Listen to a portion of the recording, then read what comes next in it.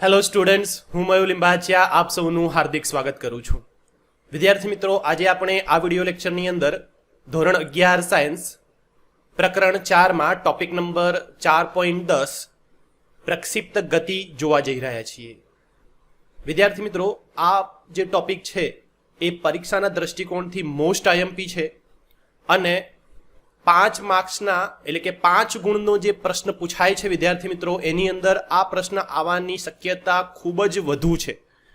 તો આ જે ટોપિક છે એને ખૂબ ધ્યાનથી સમજજો, ઝીણવટપૂર્વક હું તમને સમજાવીશ, એને સમજજો અને વિડીયોને અંત સુધી જોજો. તો ચલો વિદ્યાર્થી મિત્રો, શરૂ કરીએ ટોપિક નંબર 4.10 પ્રક્ષિપ્ત ગતિ.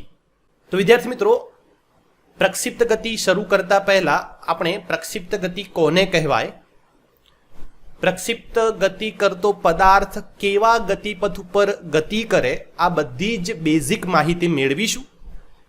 ત્યારબાદ આપણે આકૃતિ દ્વારા પ્રક્ષિપ્ત ગતિને બરાબર સમજી અને ગાણિતિક માધ્યમ દ્વારા એટલે કે આપણે ગણિતનો ઉપયોગ કરી પ્રક્ષિપ્ત ગતિ કરતા પદાર્થ માટેના કેટલાક સમીકરણો તારવીશું.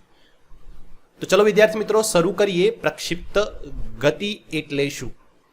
તો વિદ્યાર્થી મિત્રો, પ્રક્ષિપ્ત ગતિ એટલે શું સમજવા માટે આપણે એક રોજિંદા જીવનમાં જે ઘટના બનતી હોય છે એના દ્વારા જ સમજવાનો પ્રયત્ન કરીશું. ધારો કે તમે તમારા મિત્રો સાથે કોઈ મેદાનની અંદર રમી રહ્યા છો અને તમારી પાસે એક બોલ છે. તમે એક જગ્યાએથી બોલને ફેંકો છો બીજી જગ્યા ઉપર, અથવા તમે તમારા મિત્ર સાથે બોલની કેચન કેચી રમો છો. એટલે કે તમે એક જગ્યાએ ઊભા છો અને તમારો મિત્ર તમારી સામે અમુક અંતરે ઊભો છે, તો તમે બોલને તમારા મિત્ર સામે આ રીતે ફેંકશો. તો વિદ્યાર્થી મિત્રો, આ જે દડો આપણે આપણા મિત્ર સામે ફેંકીએ છીએ એ પ્રક્ષિપ્ત ગતિનું એક ઉદાહરણ છે. કેવી રીતે જુઓ, એની જો વ્યાખ્યા અનુસાર આપણે વાત કરીએ તો આ સમક્ષિતિજ એક્સ અક્ષ માની લઈએ વિદ્યાર્થી મિત્રો. તો આપણે એવું કહી શકાય કે જ્યારે પદાર્થને સમક્ષિતિજ સાથે અમુક ખૂણે, એ ખૂણાને આપણે θ0 વડે દર્શાવીશું. ફરીથી રિપીટ કરું છું, જ્યારે કોઈ પદાર્થને સમક્ષિતિજ સાથે કોઈ ખૂણા θ0 દ્વારા ફેંકવામાં આવે અને પદાર્થ જે ગતિપથ ઉપર ગતિ કરે છે તે ગતિને આપણે પ્રક્ષિપ્ત ગતિ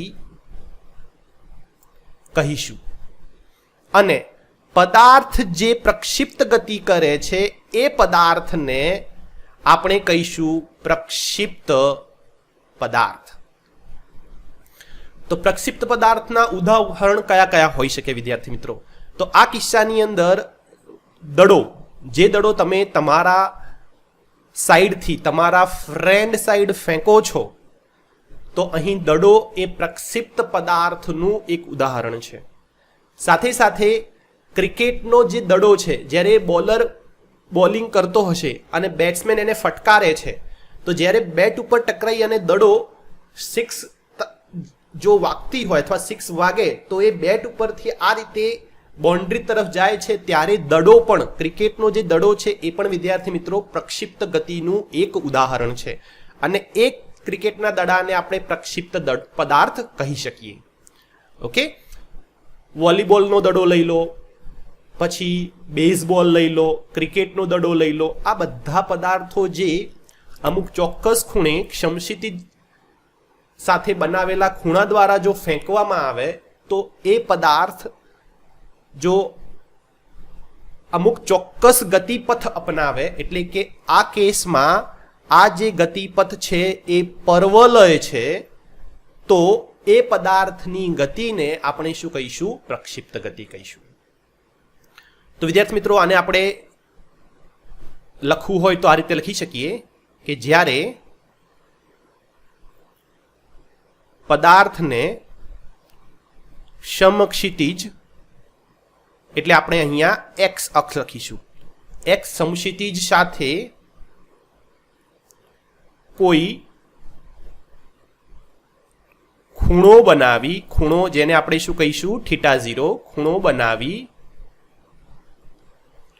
ફેંકવામાં આવે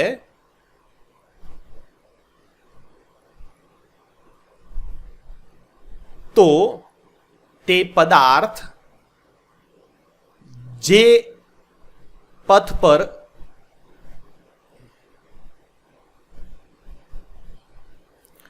ગતિ કરે છે, અથવા આપણે કહી શકીએ પદાર્થની તેવી ગતિને આપણે શું કહીશું? પ્રક્ષિપ્ત ગતિ કહે છે. અને આપણે કહેવામાં આવે પ્રક્ષિપ્ત ગતિ તરીકે. અને પ્રક્ષિપ્ત ગતિ કરતા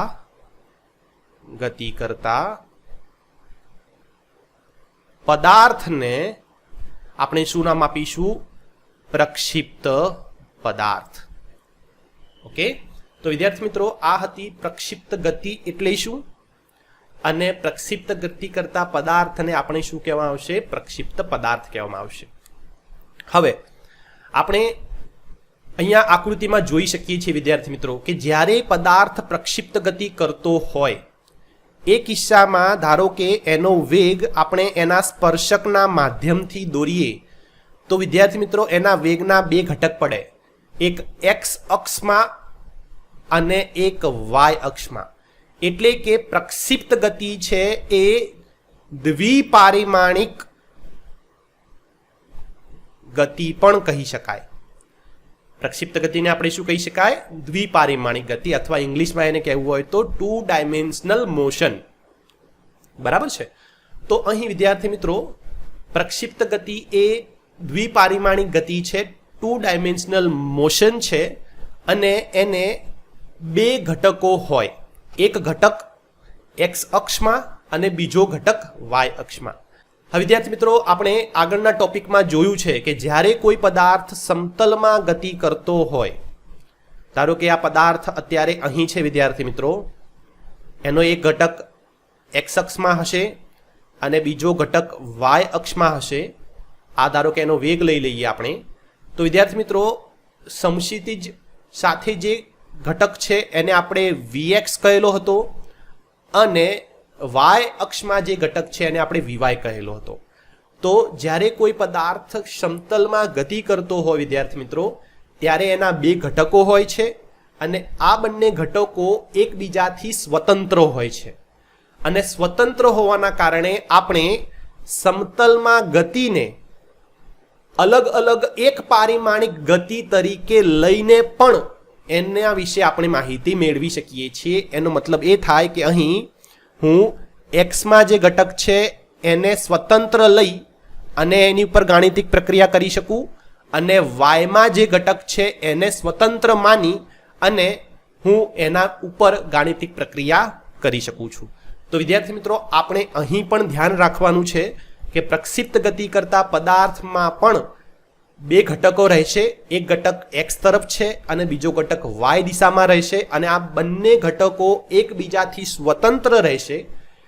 આપણે આ બંને ઘટકોને સ્વતંત્ર માની અને એક પરિમાણિક ગતિ તરીકે લઈ અને એની પર ગાણિતિક પ્રક્રિયા કરી શકીએ છીએ.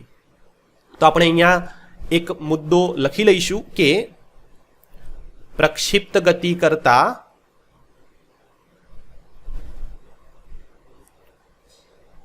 પદાર્થના ગતિ દરમિયાન બે ઘટકો હોય છે.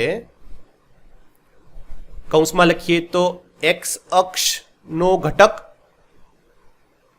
અને વાય અક્ષનો ઘટક. આ બંને ઘટકો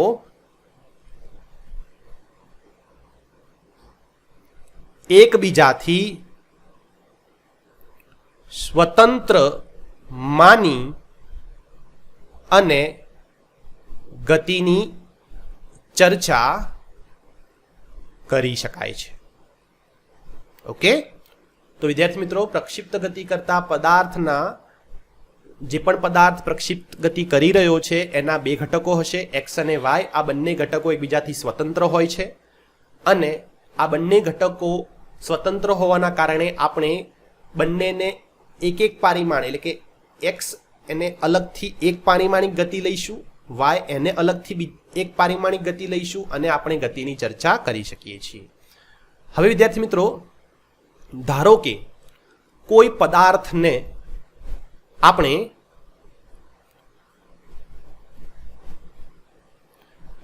v0 જેટલા વેગથી એટલે કે v0 જેટલા પ્રારંભિક વેગથી θ0 ખૂણે ફેંકવામાં આવે તો પદાર્થ કંઈક આ પ્રકારે ગતિ કરવાનું શરૂ કરશે. એટલે કે પદાર્થ પ્રક્ષિપ્ત ગતિ કરવાનું શરૂ કરે. આ જે છે એ છે પ્રારંભિક વેગ v0, આ છે એક્સ અક્ષ, આ છે વાય અક્ષ અને આ ઉદ્ગમ બિંદુ છે XY સમતલનું. તો જ્યારે પદાર્થને વિદ્યાર્થી મિત્રો સમક્ષિતિજ સાથે એટલે કે એક્સ અક્ષ સાથે θ0 ના પ્રક્ષિપ્ત કોણે v0 જેટલા પ્રારંભિક વેગથી ફેંકવામાં આવે વિદ્યાર્થી મિત્રો, તો આપણને ખ્યાલ છે કે જે પ્રારંભિક વેગ છે એના આપણે બે ઘટકો લખી શકીએ, જેમાં v0 નો x માનો જે ઘટક છે એને આપણે લખીશું v0x અને વિદ્યાર્થીઓ કેવી રીતે લખી શકાય, v0 cos θ0 તરીકે લખી શકાય. વિદ્યાર્થી મિત્રો, આપણે આગળના ટોપિકમાં એટલે કે સદિશના વિભાજનના ટોપિકમાં જોઈ ચૂક્યા છીએ કે જ્યારે કોઈ સદિશ a હોય અને જો x અક્ષ સાથે θ ખૂણો બનાવે તો એનો જે x માનો ઘટક છે એ x એને આપણે લખતા હતા a cos θ અને જે y માનો ઘટક છે એને આપણે લખતા ay તરીકે a sin θ. તો વિદ્યાર્થી મિત્રો સેમ વસ્તુ અહીં છે. v0 જે પ્રારંભિક વેગ છે એનો x માનો ઘટક આપણે લખી શકીએ v0x, v0 cos θ0 અને વિદ્યાર્થી મિત્રો y ની અંદર જે ઘટક છે એને આપણે લખી શકીએ v0y બરાબર v0 sin θ0. ઓકે, તો વિદ્યાર્થી મિત્રો અહીં આપણે જે પ્રક્ષિપ્ત ગતિ કરતો પદાર્થ છે એને ટોટલી બે ઘટકમાં વિભાજિત કરી દઈએ. આ થશે એક્સ અક્ષમાંનો ઘટક અને આ થશે વાય અક્ષમાંનો ઘટક. જ્યારે પદાર્થ ઉદ્ગમ બિંદુ ઉપર પડેલો હોય એટલે કે દડો હજી ફેંકવામાં આવ્યો નથી ત્યારે જો એનું પ્રારંભિક સ્થાન ગણીએ x0 બરાબર શું થશે વિદ્યાર્થી મિત્રો 0 થશે અને y0 બરાબર શું થાય 0 થાય. ઓકે, આપણે સમીકરણો આગળ તારવેલા છે વિદ્યાર્થી મિત્રો, તમને કદાચ યાદ હોય તો x is equal to x0 plus v0x into t plus 1/2 axt square અને બીજું સમીકરણ તારવેલું હતું y બરાબર y0 plus v0yt plus 1/2 ayt square. તો વિદ્યાર્થી મિત્રો આ બંને સમીકરણો સમતલમાં ગતિ કરતા પદાર્થના સમીકરણો છે. એમાં જે x0 અને y0 હતા એના પ્રારંભિક સ્થાન હતા. તો અહીં જ્યારે પદાર્થ હજી ઉદ્ગમ બિંદુ ઉપર પડેલો છે અને ફેંકેલો નથી ત્યારે એનું પ્રારંભિક સ્થાન x0 હશે અને y ઘટકમાં y0 પણ 0 હશે. તો બંને શરૂઆતમાં 0 0 એટલે કે બંને અહીંયા જો આપણે લખીએ તો 0 0 લખી શકાય કેમ કે ઉદ્ગમ ઉપર છે. ત્યારબાદ x માનો જે ઘટક છે વિદ્યાર્થી મિત્રો એને આપણે લખ્યો, જો એને v જેટલા પ્રારંભિક વેગથી ફેંકવામાં આવે તો એને આપણે લખ્યો v0x, v0 cos θ0 અને તેવી જ રીતે y માના ઘટકને આપણે લખ્યો v0y બરાબર v0 sin θ0. હવે વિદ્યાર્થી મિત્રો એક મહત્વની વસ્તુ અહીં અને મહત્વનો પોઈન્ટ એ સમજવાનો છે કે જ્યારે પદાર્થ પ્રક્ષિપ્ત ગતિ કરતો હોય ત્યારે ધારો કે દડો હવે અહીં આવ્યો તો એનો જે વેગ છે ધારો કે આપણે આ રીતે હવે એનો સ્પર્શક દોરીએ તો એક ઘટક એનો એક્સમાં હશે અને બીજો ઘટક એનો વાયમાં હશે. આને આપણે કીધું છે v0x અને આને આપણે v0y તરીકે જો દર્શાવીએ વિદ્યાર્થી મિત્રો તો અહીંયા તમે જોઈ શકો છો કે જે x માનો ઘટક છે એને અથવા એને સપોર્ટ કરતું કોઈ બળ લાગતું નથી. તમે દડો જ્યારે પ્રક્ષિપ્ત ગતિ કરતો હોય ત્યારે ગુરુત્વાકર્ષણ બળ એને નીચે ખેંચશે, પણ એ જે ગુરુત્વાકર્ષણ બળ નીચે તરફ લાગે છે એ કયા ઘટક ઉપર લાગશે? ફક્ત વાય ઉપર લાગશે. એટલે કે એક્સ ઘટક ઉપર ગુરુત્વાકર્ષણ બળની કોઈ અસર થતી નથી. તો આપણે એવું કહી શકીએ કે એક્સ ઘટક પ્રક્ષિપ્ત ગતિ કરતા પદાર્થના એક્સ ઘટકમાં એને સપોર્ટ કરતું કે વિરોધ કરતું કોઈ બળ નથી. એટલે કે આ કેસમાં એની ઉપર લાગતો પ્રવેગ એ કેવો હશે? એ એક્સ બરાબર 0 હશે. એની ઉપર કોઈ સપોર્ટ કરતું કે વિરોધ કરતું બળ નથી, એટલા માટે એ પદાર્થને આપણે અચળ વેગી કહી શકીએ. એટલે કે એક્સ માનો ઘટક કેવો હશે? અચળ વેગી, જેનો કોઈ પ્રવેગ નથી. બરાબર, એની ઉપર ગુરુત્વાકર્ષણ બળની કોઈ અસર થતી નથી. તેવી જ રીતે વિદ્યાર્થી મિત્રો, હું જો વાય ઘટકની વાત કરું તો વાય ઘટક જે છે એના વિરુદ્ધમાં ગુરુત્વાકર્ષણ બળ સતત લાગ્યા કરે. જેમ જેમ પદાર્થ આ રીતે ઉપર જશે, જો પદાર્થ અહીંયા હોય, આ એનો વાય ઘટક હોય, તો એના વિરુદ્ધમાં ગુરુત્વાકર્ષણ બળ સતત નીચે લાગ્યા કરે. મહત્તમ ઊંચાઈ ઉપર આ જે વાય ઘટક શું થઈ જશે? 0 થઈ જશે, અને પછી પદાર્થ ધીમે ધીમે નીચે પડવાનું શરૂ કરે. તો વિદ્યાર્થી મિત્રો, આપણે એવું કહી શકીએ કે વાય ઘટકના વિરુદ્ધમાં સતત ગુરુત્વાકર્ષણ બળ લાગ્યા કરશે. એટલે કે જો હું વાય ઘટકનો પ્રવેગની વાત કરું એ વાય, તો વિદ્યાર્થી મિત્રો એનું મૂલ્ય થશે -g જેટલું. -g કેમ લખ્યું? કારણ કે આપણે વાય ઘટક ધન દિશામાં ગણીએ અને ગુરુત્વાકર્ષણ બળ એટલે કે ગુરુત્વ પ્રવેગ g એનું મૂલ્ય નીચે તરફ છે. જો આને ધન ગણીએ તો આને આપણે શું ગણવું પડે? ઋણ ગણવું પડે વિદ્યાર્થી મિત્રો. તો અહીંયા આપણે જો દિશા સાથે લખીએ તો લખી શકાય -gj, અને ખાલી જો મૂલ્ય હોય લખવું હોય તો શું લખી શકાય? ay બરાબર -g. ઓકે, તો યાદ રાખો કે પ્રક્ષિપ્ત ગતિ કરતા પદાર્થનો એક્સ દિશામાંનો ઘટક એની ઉપર કોઈ બળ લાગતું નથી.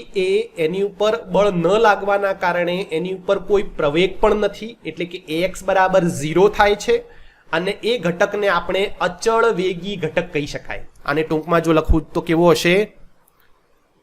અચળ વેગ ધરાવતો હશે. ઓકે, જ્યારે આની અંદર જે પ્રવેગ છે એ પ્રવેગ આપણે અચળ પ્રવેગ કહી શકીએ. બરાબર છે, અચળ પ્રવેગ કહી શકીએ. તો વિદ્યાર્થી મિત્રો, આપણે હવે પ્રક્ષિપ્ત ગતિ કરતા પદાર્થને આ બંને ઘટકો, એક્સ દિશામાંનો ઘટક અને વાય દિશામાંનો ઘટક, એ બંને આપણે અલગ ગણી, એટલે કે બંને એકબીજા ઉપર આધાર ન રાખતા હોય તેમ માની અને સ્વતંત્ર ઘટક લઈ અને એની દિશામાં આપણે ગાણિતિક પ્રક્રિયા કરી અને પ્રક્ષિપ્ત ગતિના કેટલાક સમીકરણો પ્રાપ્ત કરીશું. બરાબર છે. તો હવે વિદ્યાર્થી મિત્રો, આપણે આકૃતિ દ્વારા સૌપ્રથમ તો પ્રક્ષિપ્ત ગતિ કરતા પદાર્થની માહિતી મેળવીએ, ત્યારબાદ આપણે ગાણિતિક પ્રક્રિયા દ્વારા સમીકરણ પ્રાપ્ત કરીશું. હવે વિદ્યાર્થી મિત્રો, આપણે પ્રક્ષિપ્ત ગતિ કરતા પદાર્થ જ્યારે પ્રક્ષિપ્ત ગતિ કરતો હોય ત્યારે એના ઘટકો કેવી રીતે વર્તે છે એ જોઈ અને ત્યારબાદ પ્રક્ષિપ્ત ગતિ કરતા પદાર્થના કેટલાક મહત્વના સમીકરણો મેળવીશું. તો તમારી સ્ક્રીન ઉપર વિદ્યાર્થી મિત્રો એક આકૃતિ દોરેલી છે, જેમાં એક પ્રક્ષિપ્ત ગતિ કરતા પદાર્થનો ગતિપથ દર્શાવેલો છે અને અલગ અલગ સ્થાને એ પદાર્થના જે ઘટકો છે એનું વર્ણન કરેલું છે. તો તમે જુઓ, પદાર્થ શરૂઆતમાં ઉદ્ગમ ઉપર પડેલો છે. ધારો કે એક દડો માની લઈએ તો દડો અત્યારે ઉદ્ગમ ઉપર પડેલું હોય તો એનું પ્રારંભિક સ્થાન શું હશે? x0 અને y0 0 હશે. હવે એને જો v0 જેટલા પ્રારંભિક વેગથી ફેંકવામાં આવે વિદ્યાર્થી મિત્રો, તો આપણે હમણાં જ લખ્યું કે એનો જે x દિશામાંનો ઘટક છે v0x, એને આપણે શું લખી શકીએ? v0 cos θ0 લખીશું, અને જે y દિશામાંનો ઘટક છે એને આપણે લખીશું v0 sin θ0. તો અહીંયા આકૃતિમાં પણ જ્યારે પદાર્થને v0 જેટલા વેગથી ફેંકવામાં આવે છે ત્યારે એનો જે ઘટક છે x દિશામાંનો એ આપણે લખ્યો છે v0x ઇન્ટુ i અને y દિશામાંનો ઘટક લખ્યો છે v0y ઇન્ટુ j. આ જે θ0 છે એને આપણે કહીશું પ્રક્ષિપ્ત કોણ. હવે ધારો કે અમુક સમય પછી પદાર્થ અહીં આવે છે તો આપણે આગળ ચર્ચા કરી કે એના બે ઘટકો પડે. એક ઘટક x અક્ષ એટલે કે સમક્ષિતિજને સમાંતર હશે જે છે v0xi અને બીજો સમક્ષિતિજને લંબ ઘટક જેને આપણે vyj તરીકે લખી શકીએ. હવે આપણે આગળ પણ વાત કરીએ પ્રમાણે કે સમક્ષિતિજ સાથે સમાંતર ઘટક છે એની ઉપર કોઈ બળ લાગતું નથી, એટલે કે એ જે ઘટક છે એ ઘટક અચળ વેગી છે, એમાં કોઈ ફેરફાર નહીં થાય. તો ધારો કે પદાર્થ પ્રક્ષિપ્ત ગતિ કરતો હોય તો એનો જે x દિશામાંનો ઘટક છે વિદ્યાર્થી મિત્રો એ સતત બદલાયા વગર એટલે કે અચળ મૂલ્ય સાથે એટલો ને એટલો જ રહેશે. ધારો કે આ જો શરૂઆતમાં પદાર્થ આપણે ગણી લઈએ અને v0x જો 4 હોય તો દરેક જગ્યાએ એનું મૂલ્ય સમાન રહેશે, કેમ કે એની પર કોઈ બળ લાગતું નથી, એમાં કોઈ ફેરફાર આવશે નહીં. બરાબર છે. અને એ વખતે આપણે લખ્યું કે એની ઉપર જે પ્રવેગનો ઘટક છે એ પણ કેવો છે? 0 છે. તો આ બહુ મહત્વની વસ્તુ છે કે x અક્ષમાંનો ઘટક સમક્ષિતિજને સમાંતર રહેલો ઘટક એ કોન્સ્ટન્ટ રહેશે આખી ગતિ દરમિયાન, એમાં કોઈ ફરક આવશે નહીં. એટલે તમે જુઓ દરેક જગ્યાએ મેં શું બતાવેલું છે? v0xi v0xi v0xi. આમાં કોઈ ફરક પડશે નહીં, અચળ રહેશે, કોન્સ્ટન્ટ રહેશે. હવે વાત કરીએ આપણે y દિશામાંના ઘટકની. તો vy જે ઘટક છે વિદ્યાર્થી મિત્રો એને અપોઝ કરતું એટલે કે એનો વિરોધ કરતો ગુરુત્વ બળ નીચે તરફ ગુરુત્વ પ્રવેગ લાગશે g. બરાબર છે. તો અહીંયા જો વાત કરું તો ધારો કે vy 4 હોય તો જેમ જેમ પદાર્થ ઉપર જશે એ 3, 2, 1 અને મહત્તમ ઊંચાઈએ કેવો થઈ જાય? 0 થઈ જાય. ત્યારબાદ ફરીથી એ પોતાની જે વેગ છે ફરીથી વધવાનું ચાલુ કરશે, વેગ પકડશે. એટલે કે 1, 2, 3, 4 જેમ અહીંયા ઘટતો હતો તેમ અહીંયા પાછો વધશે અને જ્યારે એના મૂળ સ્થાન ઉપર પડે ત્યારે શરૂઆતમાં એનો જે વેગ હતો એટલો જ વેગ એ પ્રાપ્ત કરી લેશે. તો વાયનો ઘટકને વિરોધ કરતું ગુરુત્વ પ્રવેગ નીચે તરફ લાગે છે વિદ્યાર્થી મિત્રો, અને એના જ કારણે જ્યારે પદાર્થ મહત્તમ ઊંચાઈએ પહોંચે ત્યારે એનો વાયનો ઘટક કેવો બની જાય છે? 0 થઈ જાય છે. બરાબર. તમે અહીંયા વિચારો, જો આ 4 હોય અને હવે ગુરુત્વ પ્રવેગ અહીંયા લાગે તો ગુરુત્વ પ્રવેગ જમીનથી હવે થોડું ઉપર છે તો ધારો કે અહીંયા 1 લાગ્યો, બરાબર, અહીંયા 2 લાગ્યો, અહીંયા 3 લાગ્યો, અહીંયા 4 લાગ્યો, અહીંયા 4, તો ઉપર 4 અને નીચે 4. તેનો મતલબ કે હવે ઉપરનો ઘટક કેવો થઈ જાય? 0 થઈ જાય છે. તો મહત્તમ સ્થાને vy એટલે કે y દિશામાંનો ઘટક 0 થશે અને થીટા પણ શું બને વિદ્યાર્થી મિત્રો? 0 બને. જ્યારે જે વેગ છે આ વેગનો ઘટક એ કોની દિશામાં થઈ જશે? v0x ની દિશામાં થઈ જશે અને ફક્ત x અક્ષનો જ ઘટક બચે. હવે વિદ્યાર્થી મિત્રો જ્યારે પદાર્થ અહીં આવે એ સમયે એનો જે x દિશામાંનો ઘટક છે વિદ્યાર્થી મિત્રો એ અચળ છે, એની પર કોઈ બળ લાગતું નથી એટલે કોન્સ્ટન્ટ રહેશે, સેમ ટુ સેમ જે પહેલા હતો. અને જ્યારે y અક્ષમાંનો જે ઘટક છે હવે એ નીચેની તરફ જશે. કેમ? પદાર્થ હવે મહત્તમ ઊંચાઈથી નીચે પડે છે અને આ વખતે y માના ઘટકનું મૂલ્ય ધીમે ધીમે વધતું જાય. જ્યારે પદાર્થ જમીન ઉપર પડશે વિદ્યાર્થી મિત્રો ત્યારે x દિશામાંનો ઘટક અગેન અચળ કોન્સ્ટન્ટ રહેવાનો છે, એમાં કોઈ બદલાવ નહીં આવે, કોઈ ફેરફાર નહીં આવે. પરંતુ જે y દિશામાંનો ઘટક છે હવે વિદ્યાર્થી મિત્રો એને આપણે લખી શકીએ vy બરાબર -v0y ઇન્ટુ j. તો આવું કેમ કર્યું? તો તમે જુઓ શરૂઆતમાં જ્યારે પદાર્થને v0 વેગથી ફેંકવામાં આવ્યો ત્યારે એ ઉપર તરફ ગતિ કરતો હતો, એને જો આપણે ધન ગણીએ તો હવે નીચે તરફ ગતિ કરતો હોય તો આપણે એને ઋણ તરીકે દર્શાવવું પડે. સાથે સાથે બીજી વસ્તુ કે અહીંયા જે પ્રક્ષિપ્ત કોણ છે એ જ્યારે પદાર્થ ઉપર તરફ ગતિ કરતો હતો ત્યારે એને થીટા ગણેલો, તો હવે જે પદાર્થ જ્યારે નીચે પડશે ત્યારે જે ખૂણો છે એને આપણે શું કહી શકીએ? આ કન્ડિશનમાં, આ પરિસ્થિતિમાં થીટા બરાબર -θ0. ઓકે, તો વિદ્યાર્થી મિત્રો હવે આપણે પ્રક્ષિપ્ત ગતિ કરતા પદાર્થના કેટલાક સમીકરણો પ્રાપ્ત કરવાના છે, જેમાં સૌપ્રથમ છે ગતિપથનું સમીકરણ. એટલે કે પ્રક્ષિપ્ત ગતિ કરતો પદાર્થ કયા પ્રકારના ગતિપથ ઉપર ગતિ કરશે એનું સમીકરણ પ્રાપ્ત કરવાનું છે. એની પરથી આપણને ખ્યાલ આવશે કે પ્રક્ષિપ્ત ગતિ કરતા પદાર્થનો ગતિપથ કેવો હોય. બરાબર છે. ત્યારબાદ બીજું છે મહત્તમ ઊંચાઈ. તો પદાર્થ જ્યારે પ્રક્ષિપ્ત ગતિ કરે અને મહત્તમ ઊંચાઈએ પહોંચે છે ત્યાં એનો y ઘટક શૂન્ય બને છે, તો એ મહત્તમ ઊંચાઈનું સમીકરણ આપણે પ્રાપ્ત કરવાનું છે. સાથે સાથે મહત્તમ ઊંચાઈ પ્રાપ્ત કરવા માટે લાગતો સમય tm એ પણ આપણે પ્રાપ્ત કરીશું. અને નેક્સ્ટ છે ઉડ્ડયન સમય. વિદ્યાર્થી મિત્રો, ઉડ્ડયન સમય એટલે પદાર્થને જ્યારે પ્રક્ષિપ્ત કરવામાં આવે, જ્યારે ગતિ શરૂ કરે ત્યારથી લઈ અને જમીન ઉપર પાછો પડે ત્યાં સુધી લાગતા સમયને આપણે ઉડ્ડયન સમય કહીશું, ફ્લાઇટ ટાઈમ કહીશું. આપણે TFનું સમીકરણ પ્રાપ્ત કરીશું. ત્યારબાદ અવધિ r એટલે કે પદાર્થને જ્યાંથી એને પ્રક્ષિપ્ત કરવામાં આવ્યો ત્યાંથી લઈ જમીન ઉપર જ્યારે પાછો પડે છે ત્યાં સુધી એને સમક્ષિતિજ દિશામાં કેટલું અંતર કાપ્યું એને આપણે અહીં r વડે દર્શાવ્યો છે અને આપણે એને સમક્ષિતિજ અવધિ તરીકે ઓળખી શકીએ. તો આપણે સમક્ષિતિજ અવધિનું સૂત્ર મેળવીશું.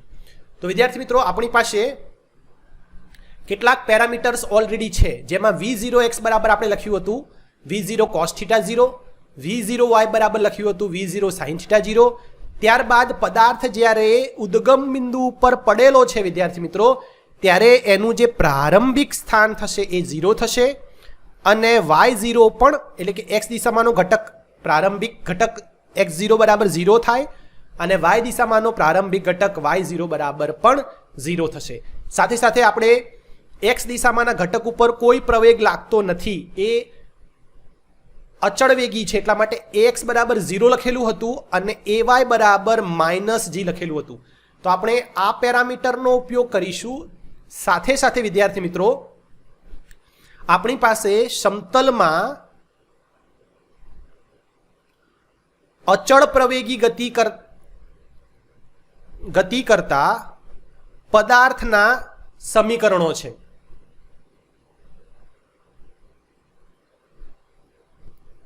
આપણે આ સમીકરણો આગળ મેળવેલા હતા, જેમાં સમીકરણોની અંદર સૌથી પહેલું સમીકરણ આપણને ખ્યાલ છે વિદ્યાર્થી મિત્રો, vx બરાબર v0x પ્લસ axt હતું. ત્યારબાદ vy, y દિશામાંનો જે v નો ઘટક હતો એ v0y પ્લસ ayt હતું. એવી રીતે સ્થાનાંતરનો x દિશામાંનો ઘટક હતો x0 plus v0x into t plus 1/2 axt. એવી રીતે y દિશામાંનો જે ઘટક હતો એને આપણે આ રીતે લખી શકીએ y0 plus v0y into t plus 1/2 ayt, અહીંયા સ્ક્વેર આવશે, સ્ક્વેર. તો આ રીતે આપણે સમતલમાં અચળ પ્રવેગી ગતિ કરતા પદાર્થના સમીકરણો પ્રાપ્ત કરેલા હતા. તો આપણે આ જે પેરામીટર લીધા એ અને સાથે સાથે અચળ પ્રવેગી ગતિ કરતા પદાર્થના જે સમીકરણો, 4 સમીકરણો હતા, એનો ઉપયોગ કરી આપણે સૌપ્રથમ ગતિપથનું સમીકરણ મેળવીશું. ઓકે, તો હવે હું હેડિંગ આપું છું ગતિપથનું સમીકરણ. હવે વિદ્યાર્થી મિત્રો, આપણે ગતિપથનું સમીકરણ પ્રાપ્ત કરવા માટે આ જે અચળ પ્રવેગી ગતિ માટેના સમતલના સમીકરણો છે એમાં સૌથી પહેલું સમીકરણ લઈશું અને એમાં આપણે જે આ વેલ્યુઝ મેળવેલી છે એને આપણે એ સમીકરણમાં મૂકતા જઈશું. ઓકે, તો જુઓ, પહેલું સમીકરણ આપણે લઈશું vx બરાબર v0x પ્લસ axt. તો v0x ની જગ્યાએ આપણી પાસે શું હતું વિદ્યાર્થી મિત્રો? v0 cos θ0 છે. ત્યારબાદ ax શું છે જુઓ અહીંયા, તો v0x ની જગ્યાએ આપણે v0 cos θ મૂક્યું અને ax બરાબર શું મૂકી શકીએ? 0 મૂકી શકીએ. તો અહીંયા ax ની જગ્યાએ 0 મૂકો છો, આખું પદ શું થઈ જાય? 0 થઈ જાય. તો ધેરફોર vx નું મારી પાસે સમીકરણ થાય v0x cos θ0. તો આને આપણે સમીકરણ નંબર વિદ્યાર્થી મિત્રો 1 આપીશું. ઓકે, હવે સમીકરણ નંબર 2 જુઓ, વીવાય ઘટક. તો વીવાય ઘટકને આપણે કેવી રીતે લખતા હતા? v0y પ્લસ AYT તરીકે. આને આપણે વિદ્યાર્થી મિત્રો બોક્સમાં લખી દઈએ, જેથી કરીને આપણે આગળ આ સમીકરણનો ડાયરેક્ટ ઉપયોગ કરતા ફાવે. હવે હું વાય ઘટક માટે જો લખું તો વીવાય બરાબર લખી શકાય, v0y નું મૂલ્ય હતું v0 sin θ0, ay નું મૂલ્ય આપણી પાસે છે -g, t એમને એમ રહેશે. તો વીવાય નું પણ આપણને સૂત્ર મળે અને આને લખી શકીએ v0 sin θ0 -gt. તો આને આપણે કહીશું વિદ્યાર્થી મિત્રો સમીકરણ નંબર 2. ઓકે, હવે આપણે ત્રીજું સમીકરણ લઈશું. અહીંયા આ બંને સમીકરણનો આપણે ઉપયોગ કરી ચૂક્યા છીએ. હવે આપણે x અને y ને સમીકરણ લઈ અને આપણે એમાં વેલ્યુઓ મૂકતા જઈશું. તો જુઓ, મારી પાસે x નું સમીકરણ આવું છે, x is equal two x0 plus v0 x into T plus 1/2 axt². તો આપણને ખબર છે કે x0 બરાબર 0 છે. v0 x ની જગ્યાએ આપણે v0 cos θ0 લખી શકીએ, t એમને એમ રહી શકે, પ્લસ ax બરાબર શું છે? 0. તો આખું પદ શું થઈ જશે વિદ્યાર્થી મિત્રો? 0. તો આપણી પાસે x નું પણ સમીકરણ મળ્યું v0 cos θ0 ઇન્ટુ ટી. તો આને સમીકરણ નંબર ટી આપીએ અને વિદ્યાર્થી મિત્રો હું જો ટીને સૂત્રનો કરતા બનાવું તો ટીનું પણ સમીકરણ મળી શકે, ટી બરાબર x ભાગ્યા cos θ0. આને પણ આપણે એક સમીકરણ આપી દઈશું વિદ્યાર્થી મિત્રો. આ થશે તમારું સમીકરણ નંબર 4 અને આ છે સમીકરણ નંબર 3. હવે વિદ્યાર્થી મિત્રો આપણે y નું સમીકરણ લઈશું. એ સમીકરણ y0 plus v0y into T plus 1/2 ayt² છે. એમાં આપણે જો મૂલ્યો મૂકતા જઈએ તો y બરાબર y0 0 છે, પ્લસ v0 ની જગ્યાએ શું મૂકી શકાય? v0 sin θ0 મૂકી શકાય, t એઝ ઇટ ઇઝ રહેશે. સાથે સાથે જે ay છે એને આપણે લખતા હતા -g તરીકે. તો ay ની જગ્યાએ -g ની મૂલ્ય મૂકીએ તો આપણને y નું સમીકરણ મળે v0 sin θ0 into T minus 1/2gt². તો આ સમીકરણ તમારું 5મું થશે. તો વિદ્યાર્થી મિત્રો આપણી પાસે હવે 5 સમીકરણો છે અને આ 5 સમીકરણનો ઉપયોગ કરી અને તમે ગતિપથનું સમીકરણ સરળતાથી મેળવી શકો. તો જુઓ, ગતિપથનું સમીકરણ મેળવવા માટે હું સમીકરણ નંબર 5નો ઉપયોગ કરીશ. કેમ? પદાર્થ જ્યારે પ્રક્ષિપ્ત ગતિ કરે છે ત્યારે x દિશામાંનો ઘટક તો કેવો રહે છે? અચળ રહે છે, એમાં કોઈ ફેરફાર આવતો નથી. પરંતુ જે y દિશામાંનો ઘટક છે એ ધીમે ધીમે ઉપર જતી વખતે એનું મૂલ્ય ઘટે છે અને નીચે જતી વખતે ફરીથી મૂલ્ય વધે છે. તો જે y દિશામાંનો ઘટક છે એના માટે આપણે y નું સમીકરણ લઈશું. તો આ સમીકરણમાં હું t ની જગ્યાએ જો હું સમીકરણ 4માંથી મૂલ્ય મૂકી દઉં તો આપણને y નું સમીકરણ સરળતાથી મળી જાય. તો આપણે આવું લખી શકીએ વિદ્યાર્થી મિત્રો કે સમીકરણ 4માંથી t નું મૂલ્ય 5માં મૂકતા. ઓકે, તો ધેરફોર y બરાબર v0 sin θ0, t ની જગ્યાએ શું લખી શકીએ?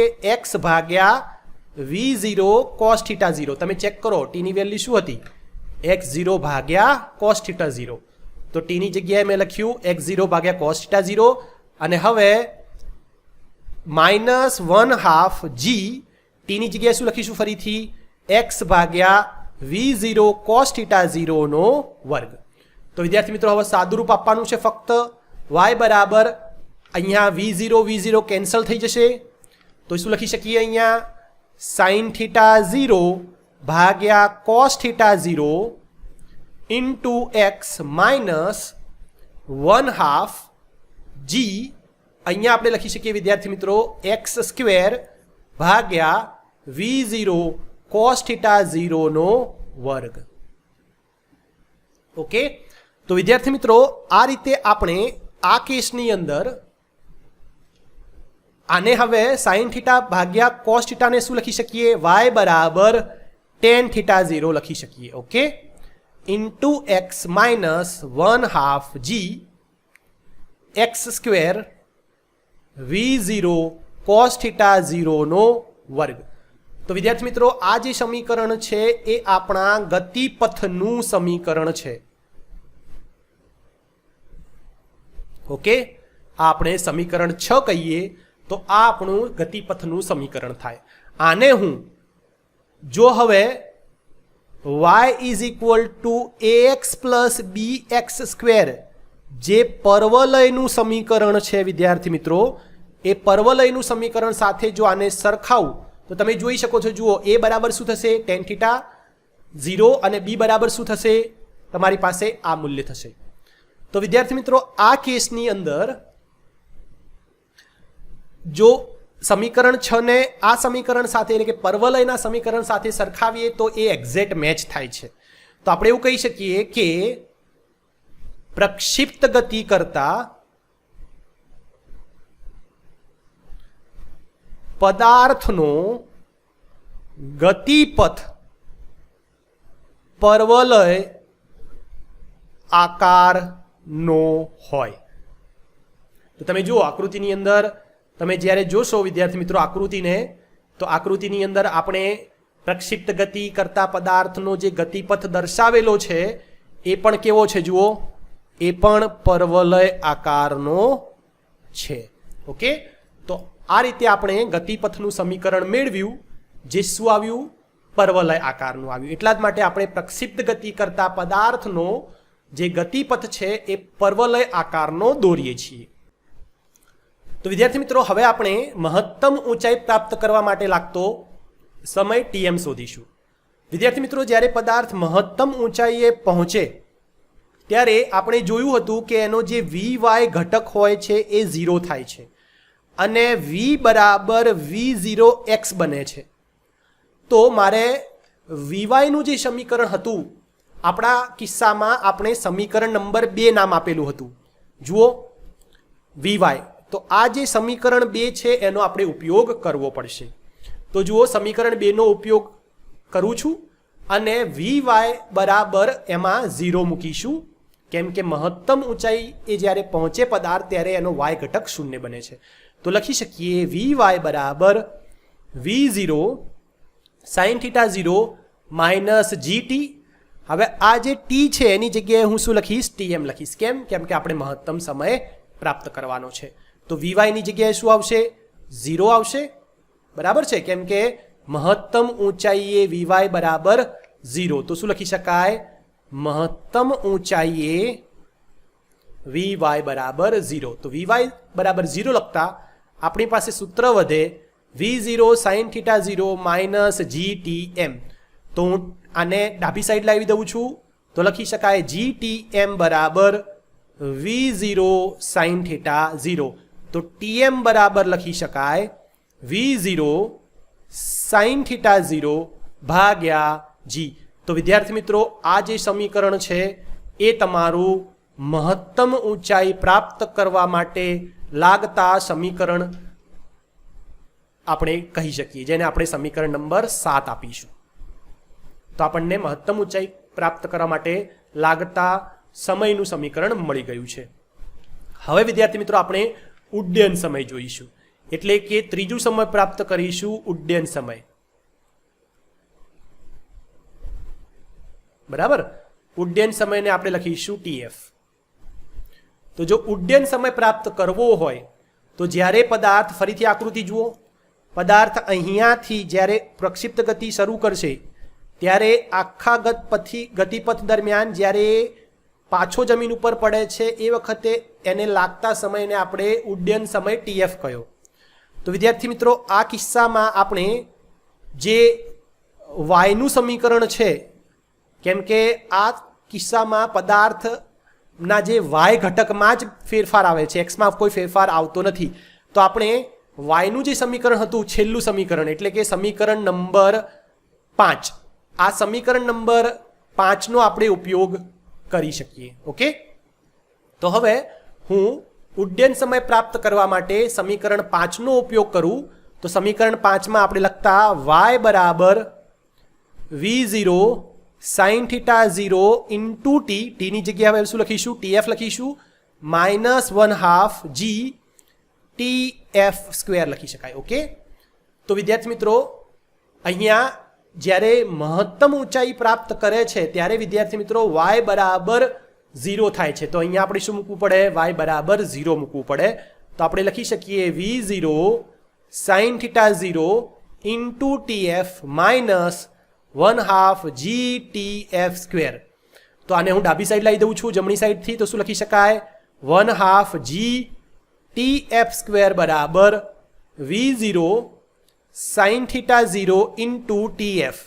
તો જુઓ અહીંયા એક આ વર્ગ નીકળી જશે, એક tf આ નીકળી જશે. હવે હું tf ને સૂત્રનો કરતા બનાવું તો tf બરાબર લખી શકાય 2 v0 sin θ0 ભાગ્યા g. તો વિદ્યાર્થી મિત્રો આ છે તમારું ઉડ્ડયન સમયનું સમીકરણ અથવા સૂત્ર. આને આપણે સમીકરણ નંબર 9 આપીશું, સોરી 8 આપીશું, કેમ કે ઉપર સમીકરણ 7 છે. બરાબર. હવે વિદ્યાર્થી મિત્રો આને મારે tm ના સ્વરૂપમાં લખવું હોય તો તમે જુઓ tm નું શું છે સમીકરણ? v0 sin θ0 ભાગ્યા g. તો આને હું શું લખી શકું? આને હું શું લખી શકાય? tm લખી શકાય. તો આપણે લખી શકીએ therefore tf બરાબર 2tm. તો આ પણ તમારું એક સૂત્ર બનશે. તો આ હતું વિદ્યાર્થી મિત્રો ઉડ્ડયન સમય માટેનું સમીકરણ. હવે આપણે વિદ્યાર્થી મિત્રો સમીકરણ પ્રાપ્ત કરીશું મહત્તમ ઊંચાઈનું. હવે વિદ્યાર્થી મિત્રો મહત્તમ ઊંચાઈનું સમીકરણ પ્રાપ્ત કરવા માટે ધારો કે આપણે આ આપણો પ્રક્ષિપ્ત ગતિનો ગતિપથ છે અને આમાં જે y છે એને આપણે શું લખીશું? h લખીશું. કેમ કે હવે મહત્તમ ઊંચાઈ માટે જે y ઘટક બદલાય છે એને આપણે કયા સ્વરૂપમાં લખીશું? h સ્વરૂપમાં. સાથે સાથે જે t છે એને આપણે શું લખી શકીએ? tm લખી શકીએ. કેમ? મહત્તમ ઊંચાઈએ પહોંચે ત્યારે સમય કેટલો બને છે? tm જેટલો. આપણે tm નું સૂત્ર મેળવેલું છે તો આપણે એના દ્વારા h ને સરળતાથી મેળવી શકીશું. તો જુઓ મારી પાસે સમીકરણ y નું આવું હતું, y is equal to v0 sin θ0 into t -1/2 g ts t square. હવે વિદ્યાર્થી મિત્રો આમાં હું t બરાબર tm લખીશ અને y ની જગ્યાએ હું h લખીશ આપણા આ કિસ્સા પ્રમાણે. તો હવે સૂત્ર શું બને? v0 sin θ0 tm -1/2 g tm square. મારી પાસે tm નું સૂત્ર છે. tm નું સૂત્રનું સમીકરણ શું હતું? v0 sin θ0 ભાગ્યા g. તો અહીં વિદ્યાર્થી મિત્રો આપણે લખી શકીએ tm નું મૂલ્ય મૂકતા. તો tm નું મૂલ્ય મૂકીએ તો શું આવે? therefore h બરાબર v0 sin θ0. tm નું મૂલ્ય છે v0 sin θ0 ભાગ્યા g -1/2 g. અહીંયા આવશે v0 sin θ0 ભાગ્યા g, આનો આખો વર્ગ થશે. તો વિદ્યાર્થી મિત્રો લખી શકીએ h બરાબર અહીંયા લખી શકીએ v0 sin સ્ક્વેર θ0 ભાગ્યા g માઇનસ આને અંદર લઈ લઉં છું એટલે કે 1/2 g v0 square sin square θ0 ભાગ્યા g સ્ક્વેર. તો તમે જુઓ અહીંયા એક g અને વર્ગ નીકળી જશે તો મારી પાસે h નું સમીકરણ કંઈક આ પ્રકારે બને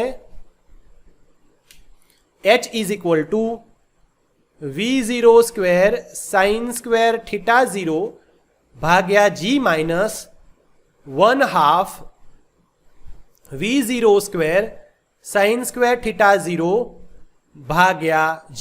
તો તમે જુઓ અહીંયા વિદ્યાર્થી મિત્રો જમણી સાઈડના પદમાં 2 છે, અહીંયા 2 નથી તો ઉપર નીચે 2 વડે ગુણીએ તો શું લખી શકાય? h ઇઝ ઇક્વલ ટુ, અથવા આપણે ડાયરેક્ટ લસા લઈએ તો પણ ચાલે, ઉપર નીચે 2 વડે ગુણીશ તો શું બનશે? 2v0 સ્ક્વેર sin સ્ક્વેર θ0 ભાગ્યા 2g v0 square sin square θ0 ભાગ્યા 2g. તો અહીંયા 2 છે, અહીંયા 1 છે, તો 2 માંથી 1 જાય તો શું વધે? 1. એટલે કે v0 square sine square theta 0 ભાગ્યા 2g. તો વિદ્યાર્થી મિત્રો આ થશે તમારું મહત્તમ ઊંચાઈ માટેનું સમીકરણ અને એને આપણે નંબર આપી દઈશું સમીકરણ નંબર 9. હવે વિદ્યાર્થી મિત્રો આપણે સમક્ષિતિજ અવધિ આરનું સૂત્ર મેળવીશું. વિદ્યાર્થી મિત્રો આપણે આકૃતિમાં જોયું કે જ્યારે પદાર્થ પ્રક્ષિપ્ત ગતિ કરે છે તે સમયે એને જ્યાંથી પ્રક્ષિપ્ત ગતિ શરૂ કરે છે ત્યાંથી જમીન ઉપર પડતા જે સમય છે એ લાગે છે ઉડ્ડયન સમય જેટલો TF, અને સાથે સાથે આખા ગતિપથ દરમિયાન એનો જે x દિશામાંનો ઘટક છે v0x એ વિદ્યાર્થી મિત્રો અચળ રહે છે. તેનો મતલબ કે જો મારે મહત્તમ અવધિ r શોધવી હોય તો હું આ સૂત્રનો ઉપયોગ કરી શકું, વેગ બરાબર અંતર ભાગ્યા સમય. આપણે અવધિ શોધવાની છે એટલે કે અંતર શોધવાનું છે, તો અંતરને સૂત્રનો કરતા બનાવીએ તો લખી શકાય વેગ ગુણ્યા સમય. તો તમે જુઓ ઉડ્ડયન સમય કેટલો છે TF, વેગ કેટલો છે એ દિશામાં v0x. તો અહીંયા લખી શકીએ અવધિ r બરાબર અંતર r બરાબર વેગ કયો તો v0x એ દિશામાંનો વેગ ગુણ્યા સમય કયો આવશે તો ઉડ્ડયન સમય.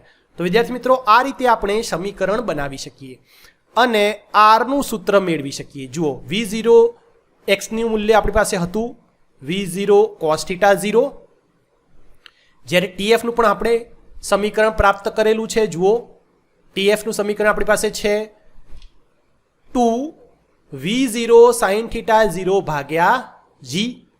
તો અહીંયા હું TFનું પણ વેલ્યુ મૂકી શકું છું 2v0 sin θ 0 ભાગ્યા g. ઓકે, તો વિદ્યાર્થી મિત્રો અહીંયા લખી શકાય r બરાબર 2v0 સ્ક્વેર sin θ 0 cos θ 0 ભાગ્યા g. હવે વિદ્યાર્થી મિત્રો આપણે 10મા ધોરણમાં ભણ્યા છીએ 2 sin θ 0 cos θ 0 બરાબર શું થાય sin 2θ થશે. તો એનો મતલબ કે આની જગ્યાએ હું શું મૂકી શકું અહીંયા sin 2θ. તો r બરાબર v0 સ્ક્વેર સાઈડમાં આવતા રહેશે, આપણે લખી શકીએ 2 sin θ 0 cos θ 0 ભાગ્યા g.